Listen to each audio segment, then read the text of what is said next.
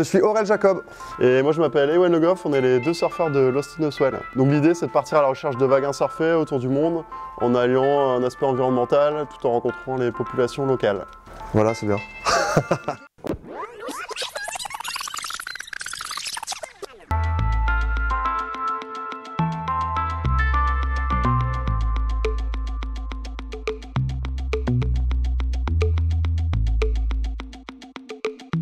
Le surf, c'est quand même un art de vivre, c'est un peu une quête tous les jours d'aller trouver des bonnes vagues, à procurer des sensations qu'on retrouve nulle part ailleurs.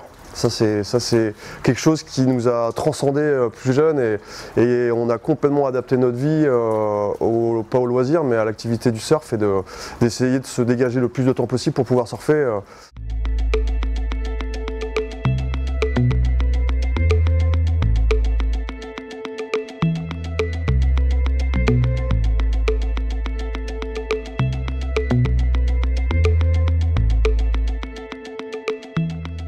L'idée de base, c'était d'aller essayer de survivre pour surfer, pour quitter un peu ce monde moderne de consommation. On a décidé d'aller essayer de survivre pour surfer sur une île déserte en Indonésie, ce qui a donné une web-série qu'on a diffusée sur le net. On n'avait pas de téléphone satellite, on s'est fait déposer par des pêcheurs indonésiens en leur disant vous venez nous chercher dans 40 jours, alors avec un calendrier sous les yeux. Il pleut ? Ouais. Ah non ? Il y a un bon brin là quand même.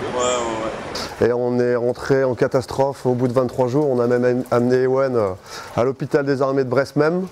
Et il avait contracté le chikungunya. Voilà. Donc voilà.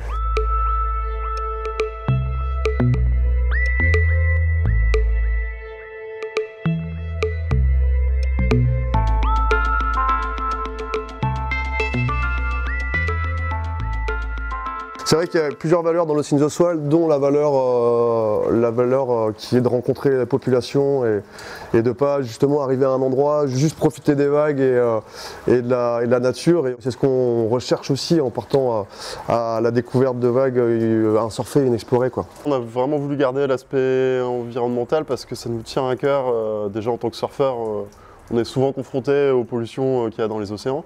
Depuis tout petit, on est dans l'eau et on a bien vu que la qualité de l'eau se détériorait et on est quand même les premiers sujets à faire des otites ou des infections.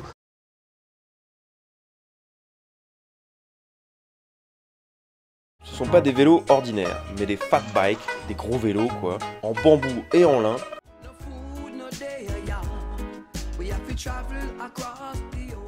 Et au Gabon, on a constaté, donc c'est un des derniers endroits au monde où quasiment jamais personne n'avait été. On a constaté malgré tout l'impact de l'homme à travers le plastique qui jonchait vraiment les plages et le pétrole aussi, et les animaux qui pétraient là-dedans, etc. Et donc c'est un peu le message qu'on a ramené du Gabon, voilà, que c'était vraiment, là on arrive vraiment un peu au pied du mur. C'est une pollution globale, et c'est pas parce que des personnes n'ont pas été à cet endroit-là que la mer, la plage n'a pas été impactée. Et on regardait la provenance des déchets. Et on s'aperçoit que ce n'est pas que les pays africains, il y a des déchets qui viennent d'Europe. Et donc nos prochains trips, on aimerait plutôt que constater, essayer d'apporter des solutions à l'échelle de chacun, au niveau de la consommation, de l'autonomie, etc.